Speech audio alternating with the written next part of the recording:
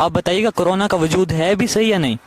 लोग सिर्फ कोरोना का टेस्ट करवाने से खौफजदा हो जाते थे। वो मैं हूं आपका मेज़बान हुज़ैफ़र रशीद अंसारी। कोरोना से मुतल्लिक आपके हैं जितने भी सवालात, आज मिलेगा उनका जवाब, क्योंकि आज हमारे साथ मौजूद हैं डॉक्टर अली इजाज़।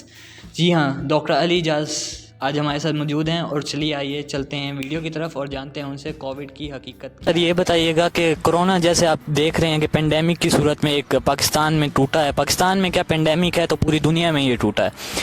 तो लोग अभी भी इसको मानने से इनकार कर रहे हैं कि कोरोना का कोई वजूद है भी सही, और वो पता नहीं किस तरह की अजीब अजीब सी कह रहे हैं कि अमेरिका की ये कोई साजिश है या कुछ भी इस तरह। आप बताइएगा कोरोना का वजूद है भी सही या नहीं। सबसे पहले जो सबसे इम्पोर्टेंट मुद्दा जो है वो ये है कि कोरोना है या नहीं, क्योंकि ये बहुत से लोगों का ये सवाल है। तो इसका तो बड़ा स्ट्रेट फॉरवर्ड आंसर है कि कोरोना है, ये एक बीमारी है और जो काफ़ी घातक हो सकती है उन लोगों में जो ज़रा ओल्ड एज होते हैं, ज़रा इम्यूनो कम्प्रोमाइज़ होते हैं। और दूसरा ये कि ये जो अमेरिका की साजिश है या यहूद की साजिश है या काफिरों की साजिश है, इस तरह की बातें तो हर मुद्दे के साथ आ ही जाती हैं, तो ये इतनी इंपॉर्टेंट नहीं है कि इनको इतना हम सीरियसली लें। अच्छा सर, एक और बात भी जो है ना वो नोटिस की जाती है कि लोग इस वजह से भी डरे हुए हैं कोविड की वजह से। वो सोचते हैं कि जो है ना डॉक्टर्स ही ट्रांसफ़र कर रहे हैं इंजेक्शन लगा लगा के, और उनकी फिर एंटीबॉडी सेल कर रहे हैं। इस बात में कितनी हकीकत है?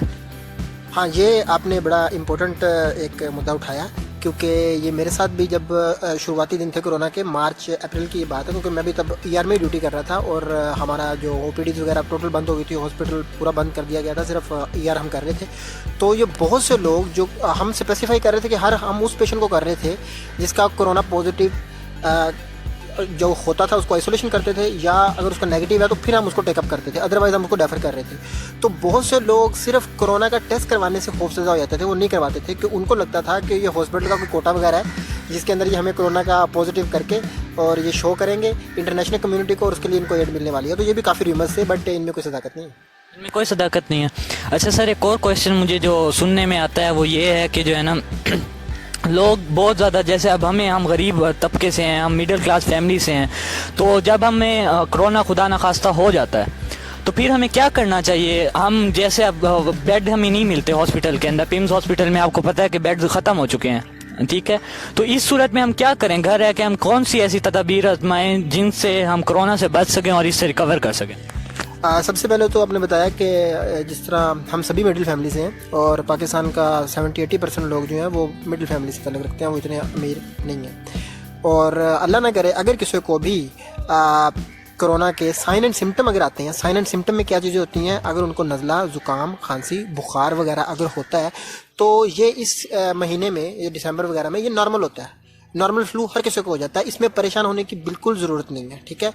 लेकिन अगर जिस बंदे में ये सिम्टम्स वगैरह आ रहे हैं, अगर उसकी एज 60 से अबव है और उसको साथ शुगर या ब्लड प्रेशर या कोई दिल का मसला या लंग्स का मसला या गुर्दों का या जिगर का कोई भी साथ उसको मसला है, तो फिर उसके लिए ये चीज़ बाइसे उसको इस पर हो सकता है, उसको परेशानी की बाइस बन सकती है ये चीज़। और उसको फिर चाहिए कि सबसे पहले तो वो हॉस्पिटल आके अपने आप को चेक करवाए, क्योंकि ज़रूरी नहीं है कि ये कोरोना ही हो, उसमें और 2-3 चीज़ें हैं वो भी हो सकती हैं। सबसे पहले तो नॉर्मल फ्लू भी हो सकता है वो।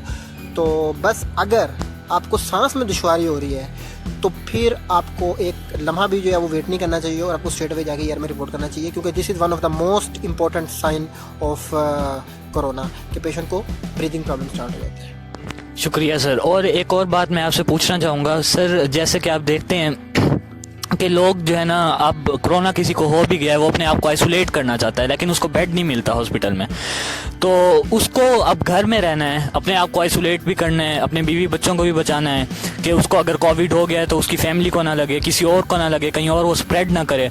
तो ऐसे में वो घर अगर रह रहा है तो उसको किस तरह से जो उसकी फैमिली मेम्बर्स हैं वो उसको खाना प्रोवाइड करें, उसके बाद जो है ना वो उसको किस तरह से मेडिकेशंस उसको क्या लेनी चाहिए, क्या उसको इनटेक करना चाहिए, क्या नहीं करना चाहिए, इस बारे में सर ज़रा बताइएगा डिटेल में। इस बारे में सिर्फ यही है कि नंबर 1 कि अगर कोरोना पॉजिटिव पेशेंट है, अभी टेस्ट रिपोर्ट से साबित हो गया ये पेशेंट कोरोना पॉजिटिव है, तो फर्स्ट ऑफ ऑल हम सिर्फ कोरोना पॉजिटिव पेशेंट अगर है तो उसको हम हॉस्पिटल में बेड नहीं दे सकते, क्योंकि पाकिस्तान का जो हेल्थ केयर सिस्टम है वो इतना ज़्यादा बर्डन अफोर्ड नहीं कर सकता, उस पर इतना प्रेशर नहीं डाल सकते, क्योंकि कोरोना एकदम आया है और इतना ज़्यादा हम पे प्रेशर आ गया कि हम उसको टैकल नहीं कर पा रहे, हैंडल नहीं कर पा रहे। तो उसके लिए सबसे पहले तो ये कि हम जब तक पेशेंट को ब्रीदिंग प्रॉब्लम नहीं होती तब तक हम उसको एडमिट नहीं करते, क्योंकि उसको ऑक्सीजन चाहिए। दूसरा ये जो पेशेंट थोड़े से अफोर्डेबल हैं वो ऐसा भी कर सकते हैं कि अपने पेशेंट को वो घर में आइसोलेट करें, घर में आइसोलेट करके वो उसको वहीं पे ऑक्सीजन सिलेंडर, अगर उसको ब्रीदिंग प्रॉब्लम हो रही है तो ऑक्सीजन सिलेंडर वगैरह वहाँ पे प्रोवाइड कर सकते हैं। और कोरोना में स्पेसिफिक कोई अभी तक उसकी एंटीवायरल या कोई एंटीबायोटिक्स या कोई इस तरह की चीज़ चाहिए नहीं हमें, सिर्फ उसको सिम्टोमेटिक ट्रीटमेंट चाहिए। फीवर हो रहा है तो उसके लिए वो PCM ले सकता है, एरिनफोर्ट ले सकता है, या अगर उसको साथ ब्रीदिंग जो है वो साथ उसको प्रॉब्लम जिस तरह हो रहा है नज़ला जुकाम खांसी वाला, तो उसमें बस कफ सिरप ले ले, बस इस तरह सिम्टोमेटिक ट्रीटमेंट है और उसमें कोई इस तरह का करने वाली काम नहीं है। मैं बस एक ही बात, कोरोना से डरना नहीं, लड़ना है। Stay safe, stay at home.